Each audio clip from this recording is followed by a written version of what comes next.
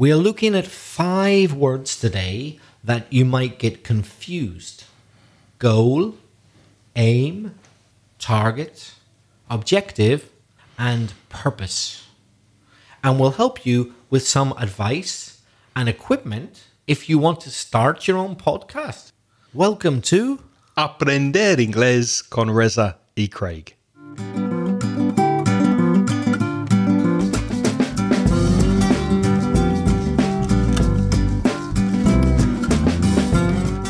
Hi, I'm Reza. And I'm Craig. And with over 45 years of teaching experience between us, we'll help you improve your English and take it up to the next level.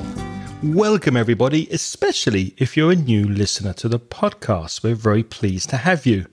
First this week, let's listen to an audio message from Valeria from Bolivia, who is creating her own podcast about medicine.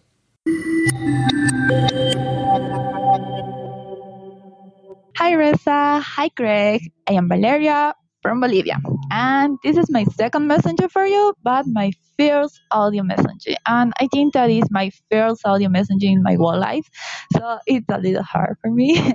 I just want to say that you're incredible. Really guys, you are incredible. I had been inspired by you to create my own podcast about medicine, and I am actually in the pathway to create it.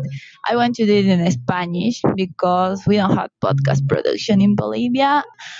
So I am really excited about this new enterprisement, but I think there are so many things to settle before to start. I think that a podcast is like a second job, so it's important. Well, a little about myself. I am a young doctor here, and in the future I want to travel to Chile to do my specialization as pediatric doctor, and then travel to UK to do a master in pediatrics emergencies. Well, about my English, I have been studying English for 1 year, 3 hours per day, and listen to your podcast for 3 months.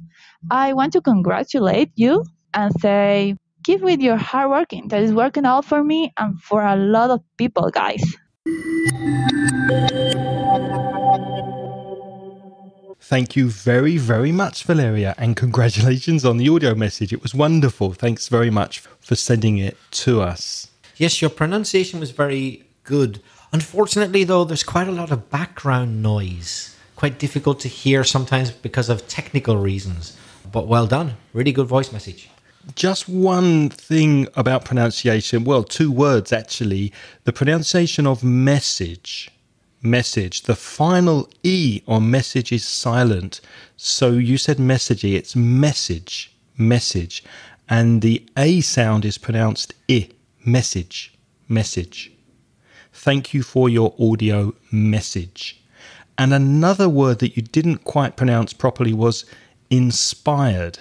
The verb to inspire is a regular verb. And with regular verbs, if it finishes with the R sound, you don't pronounce the ED, just the D. So inspired. I was inspired by your podcast.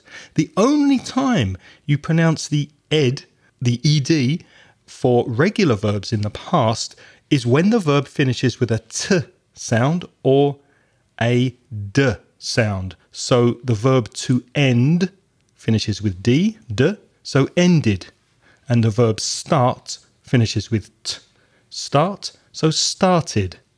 If you want to revise that, if anyone listening wants to go back and do some work on pronunciation of those regular verbs, just search for regular verbs on the website. That will take you to the podcast Reza and I did about regular verb pronunciation in the past. Reza, any comments apart from that? There's just a couple of things about vocabulary, Valeria. I could understand everything you said perfectly. Good luck with your new enterprise, the podcast. You said enterprise meant that word doesn't exist. Good luck with your new enterprise. And you talked about studying a master's. Don't forget the apostrophe S. This is a classic Spanish mistake. You said a master. No, a master is a person, but a degree is a master's. The apostrophe S is obligatory.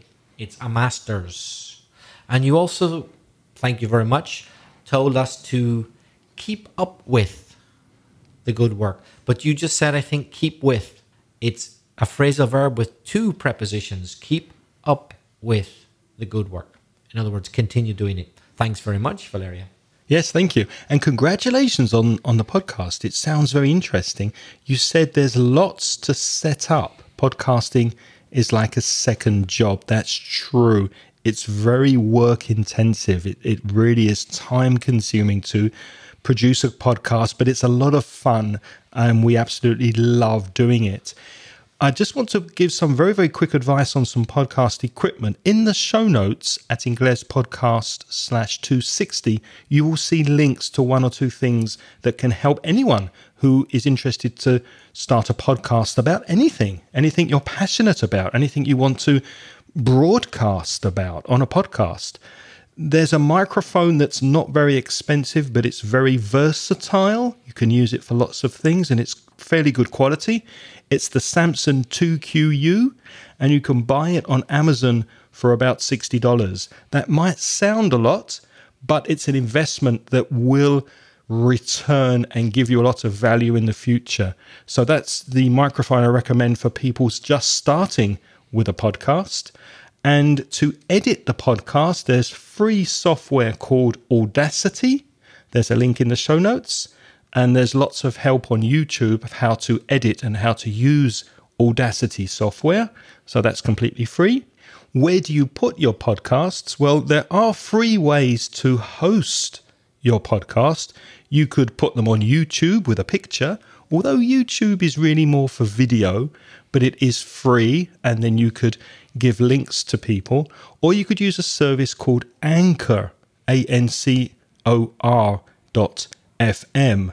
Again, there's a link in the show notes. However, if you're serious about the podcast, or you think maybe in the future you will be serious, then I suggest you pay for a podcast hosting service. The one I recommend is Libsyn, Libsyn. You can start at a minimum of $5 per month. It's a shame they're not sponsoring us, but maybe they will in the future. So go to Libsyn, pay that $5 a month. Then people can subscribe to your podcast. You also get a fairly basic website included in the price and statistics that tell you how many people are downloading your podcast. And then when your podcast gets very, very popular and very, very famous, then you'll be with a solid, reliable hosting service. So start in the right way and go to libsyn.com. Thanks very much, Valeria, for your audio message. And now, a bit closer to home for Craig and I, an email from Valencia, from Victor. Yes, Victor, hello. Victor says, I've been working on your podcasts for a few months and they're strongly helping me to hone my listening skills. I really like the use of hone, H-O-N-E, hone or perfect my listening skills. But instead of strongly helping me, I would say really helping me to hone my listening skills. Thanks a lot. I think hone in Spanish is pulir or perfeccionar. I enjoyed the episode on listening, says Victor. That was the one at inglespodcast.com/256. And I agree with you that choosing a compelling topic is the key issue if you want to be motivated to practicing on a daily basis. I would say motivated to practice on a daily basis, infinitive. What works for me is watching on YouTube several BBC programs about politics in your country, especially about Brexit, which is a seamless and endless source of entertainment and fun. Heh heh heh, says Victor. We agree. Among them, I often watch Question Time by Fiona Bruce. Do you watch that, Reza? I used to be a big fan of Question Time, yeah. I've watched it many, many years. I used to particularly enjoy watching it with my dad. You don't watch it these days? No, not much, no. Because I then had debates with my dad afterwards about who said it. Well, arguments. So Victor likes watching this because he says it enables him to listen to questions from ordinary English people. Yeah, it's very good for that because you get questions from the audience about current affairs and politics.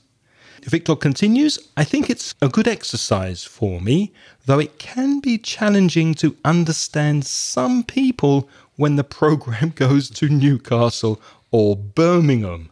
Yep, I think that's very, very true. Those regional accents can be very tricky to understand.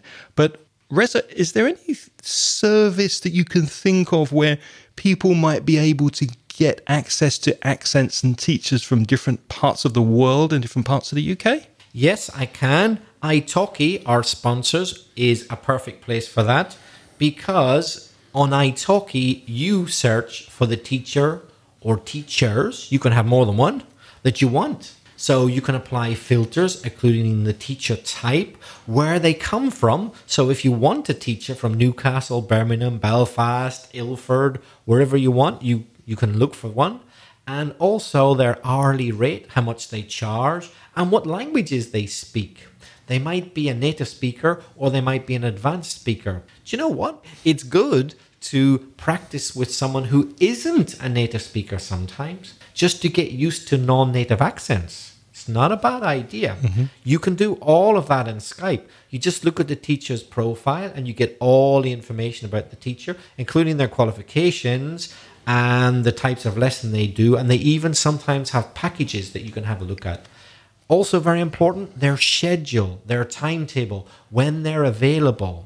So if you really want to have an English class at 2 o'clock in the morning, you'll find somebody in Skype. You can do it. So there's videos, there's lots of information you can read for you to get the perfect teacher for you. If you join italki, if you sign up to them through our website, they will give you a $10 credit to go towards paying for your first class. Yes, but they have to pay for their first class first. So it's not only signing up, they also have to commit to pay for their first lesson. Then they get the $10 credit. Yeah. To do that, just go to inglespodcast.com/260. So no, I think that's a really good idea. If you're having problems with difficult accents like Newcastle or Birmingham, why not go on italki and find someone from Newcastle or Birmingham to teach you English for a few weeks, and then you'll be fine. And then you can be used to the accent. That's a great idea. Next, we have a message from our good friend Joseph from Barcelona.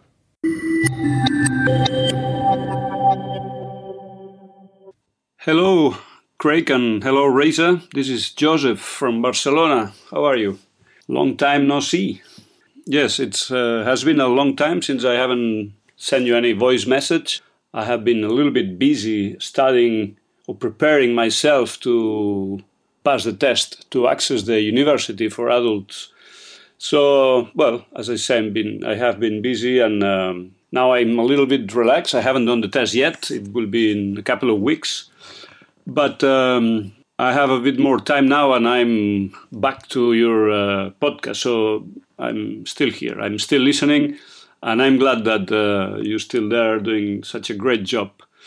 So I just wanted to say hi and maybe take advantage to ask you a little silly question, or maybe not so silly, but a small question I came across this morning revising my notes, and I can't see clearly the difference between target and goal. What's the difference between reaching a target or reaching a goal? It seems very similar to me, but maybe there is a small difference somewhere.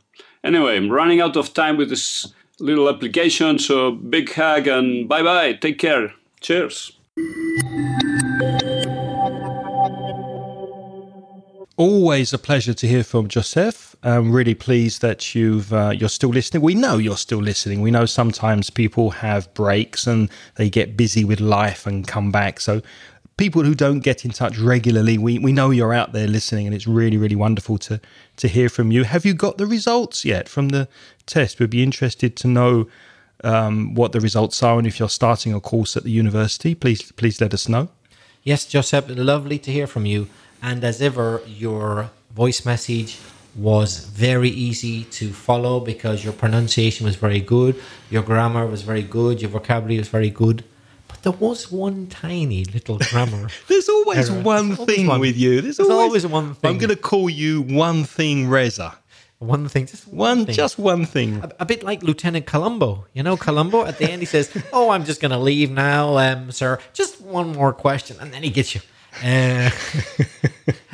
It's a typical Spanish speaker's mistake. That's why I want to point it out. You said, I believe, it's been a long time since I haven't sent you a message. Not negative in English. It's positive. I know in Spanish you use a negative, desde que no te nos mando, blah, blah, blah. But in English, it must be positive. It's been a long time since I've sent you. It's a positive verb in English. Mm-hmm. It's a very common mistake. It's been a long time since we've heard from Josep is correct. Yeah. But it's always a pleasure, Josep. So Josep is taking a deep dive into target.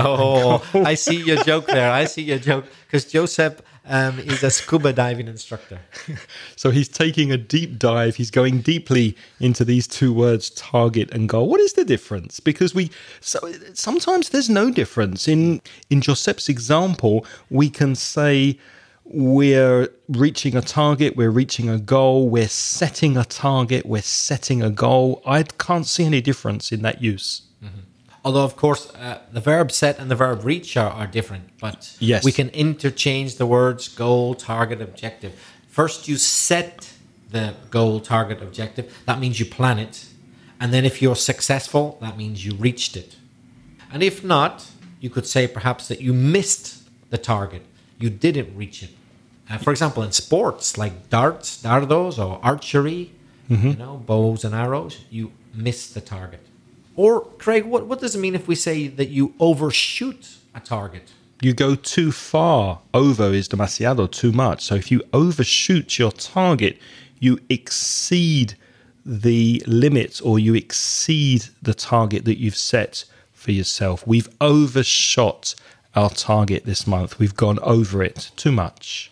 So far, we've used target as a noun, miss the target, overshoot a target, but it can also be a verb.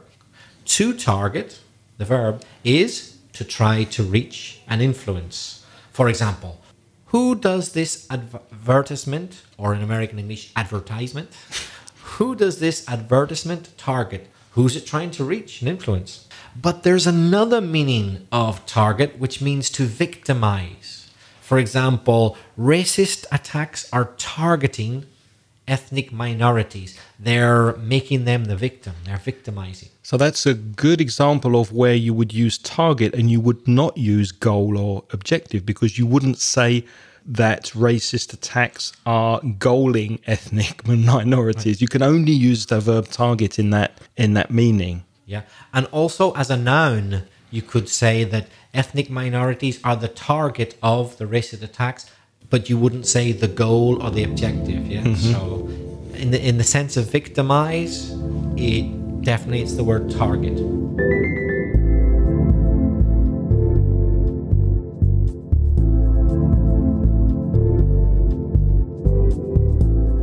Have you got any lifelong goals or objectives in life? Yeah. That you haven't reached yet? Yes, permanent happiness. I have temporary happiness. Is that a reachable goal? It probably isn't, but I think it's something to strive towards, to try to get. Mm-hmm. So I have long periods of temporary happiness, but I would love to make that permanent. Wouldn't you? I would like to have long periods of temporary happiness, to be honest. I think that's wonderful if you can reach that goal. That's fantastic. But I've got a personal goal of mine is to write and perform a rap song. Are you serious? Yeah. Oh, what would the content be about? Doesn't matter. I'd like to write a rap song and then record it. That's a lifelong goal of mine. I really like rap music. But I wouldn't say a lifelong target. See, there's a collocation that does not work with target. I would say it's a lifelong goal. I could say it's a lifelong objective. Although that sounds more formal, doesn't it? It does. Goal will be more common, but definitely not target. Objective often sounds technical, doesn't it? Or or formal. For example, they talk about a military objective to storm the castle and take everyone prisoner. That's the objective of the military strike, for example. Also in business, you get business objectives. That's a common collocation. This podcast is aimed at, we could also say targeted at, it's aimed at Spanish speakers. It's aimed at a target audience of Spanish speakers.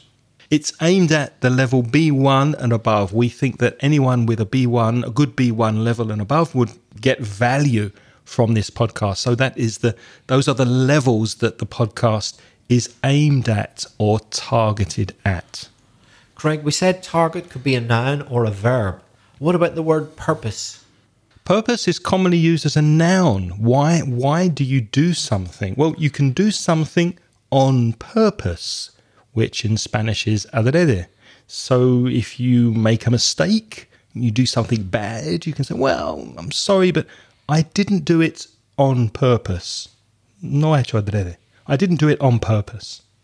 What about the verb to aim, Reza? To aim can mean apuntar. So you can aim at a target. Imagine I'm learning to fire a gun, to shoot a gun. So I aim at the target. That would be el blanco or la diana. Yeah, if it's a physical object. And then I shoot.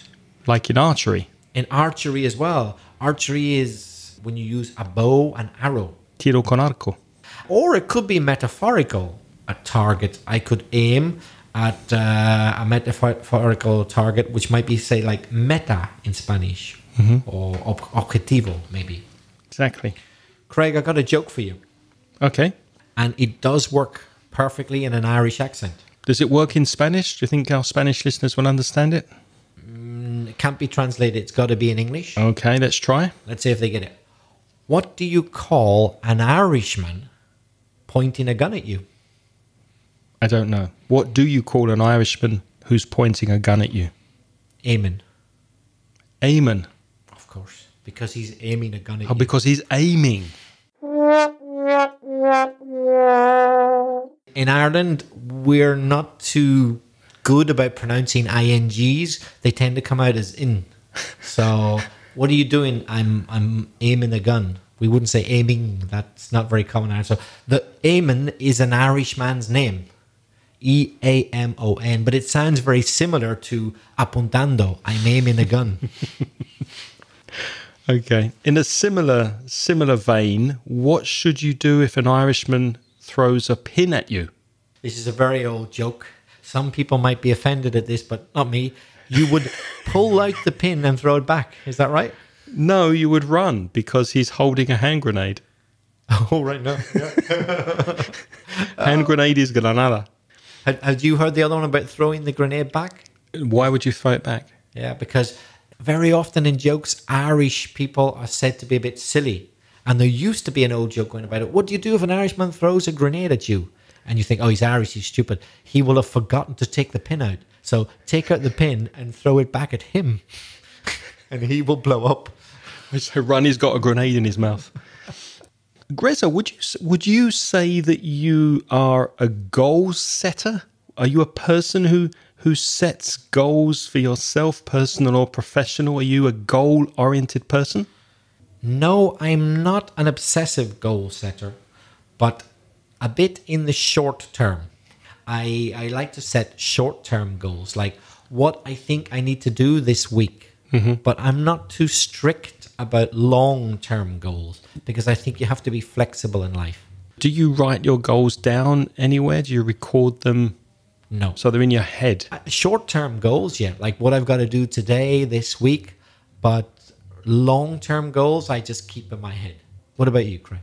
I'm a good goal setter, but I'm not a good goal achiever. So most of the goals I set for myself, I don't achieve, but I like setting goals. It motivates me, but I don't usually accomplish them, which is quite sad. Do you consider yourself then an underachiever? Yes, definitely. And a very bad goal achiever. What's the purpose of this podcast? In other words, why do we do it? Yeah. Well, to help you. That's plural you, vosotros. All of you who are listening to us. That's the reason we do it. It's as simple as that. Craig, some internet sites collect personal data, as we all know, to be able to target online advertising more precisely. What do you think about that practice?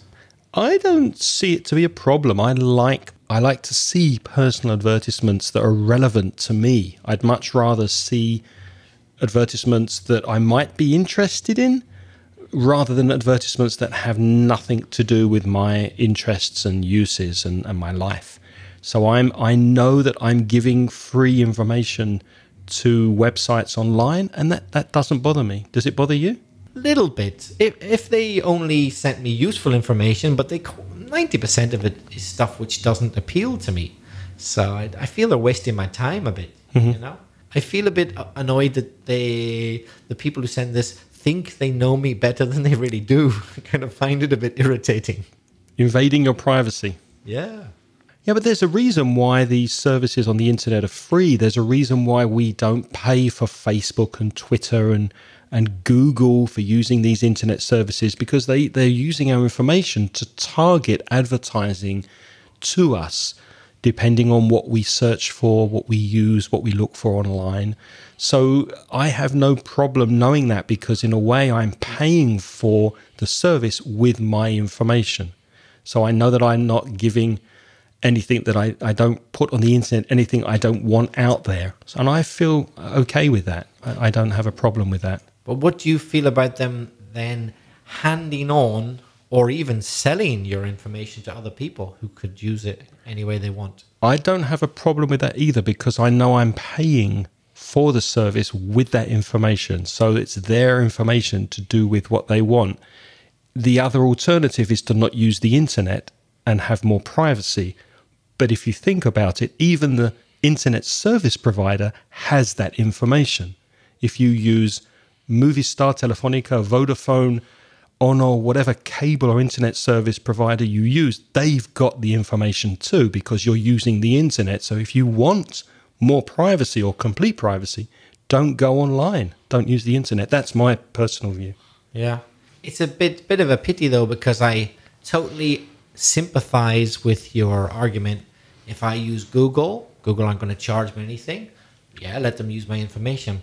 But what if I buy something from Amazon and pay the money, and then Amazon use my information? But hold on, I've already paid with money. Do I have to pay with information as well? Well, then that's touching on something we've spoken about before. That's artificial intelligence. That's using the information to better suggest products that you might be interested in buying. You've bought this microphone. Perhaps you'd be interested in these headphones. Mm-hmm. Yes, that's one possibility. Or the company in question, it doesn't have to be Amazon, could just sell your information on to somebody else. And thanks very much for your money as well. So you've paid them for a product, and they could sell on your information as well. And you've already paid them money. What do you think about that? If I'm happy with paying less on Amazon because the price is better for me and the convenience and the service, yeah, I don't mind that. I think there's a mindset change these days with the way people think about privacy and information. And I think you're either kind of in or you're out. It's either bothering you or it isn't. It's getting more and more difficult to be in the middle these days. I try to be in the middle about it, because I'm not going to stop using internet. I think that's crazy. But I only want companies to have the minimum information that they really need. I don't really like to give them too much. I think then your periods of happiness are going to get shorter in the future, because that's going to be more and more difficult to control. But what do you think? If you're listening to this and you have an opinion, please let us know. We'd love to hear from you. Why don't you send us a voice message on SpeakPipe at speakpipe.com. That's SPEAKPIPE/Ingles podcast. And email, Reza? You can email Craig at inglespodcast.com, or me, belfastreza@gmail.com. And if you find it easy and convenient to listen to these podcasts on audio, maybe you'd be interested in Mention Ingles audio courses that are available at store.mentioningles.net. Before we go, we'd like to thank all our wonderful patrons who are supporting the show, particularly our gold sponsor Bruno, who offers walking tours of Copenhagen. These tours are in English or in Spanish, whatever you prefer. More information at copenhagenwalkingtour.com. And if you happen to find yourself in Brazil, in Rio de Janeiro specifically, and you'd like a tour of the favela area, Bruno can help you there too. He has tours led by local guys and girls and guides who will guide you around the area. The tours are very safe and it helps the community to improve their daily needs. For more information, go to favelawalkingtour.com.br. Links, as always, to this information in the show notes. If you are not a Patreon sponsor and you'd like to become one, you could for as little as just $1 every month. For that dollar, you get instant access to recent audio transcriptions. They're still being transcribed by Angelica. If you're interested, look at patreon.com/Inglespodcast. And thank you, Angelica, for continuing to do such a wonderful job with the transcriptions. We'd like to welcome our new sponsors this month who have joined the Patreon program. Our new supporters are... Who are they, Reza? Jose Ezequiel Olano, Perla Guadalupe Jiménez Belmontes, Nicolás, Radoslav, and Juan Comenge Acosta. And speaking of Patreon sponsors, next week we're going to answer a question from Veronica, who is a Patreon supporter, and she asked us to talk about brand loyalty and customer service. So we will chat about that and give you our opinions, whether you want them or not, on brand loyalty and customer service. Thank you so much for listening this week. Until next week, it's goodbye from Reza. And keep on listening to InglesPodcast.com, the best podcast there is. Why did you say that? No. Was it Brand loyalty. Oh, right. But I've done it too poker face. I should have laughed or something when I did it. Well, no, and let me add something. And if you do, we appreciate your brand loyalty. We'll see you next week. The music in this podcast is by Bits. The track is called See You Later.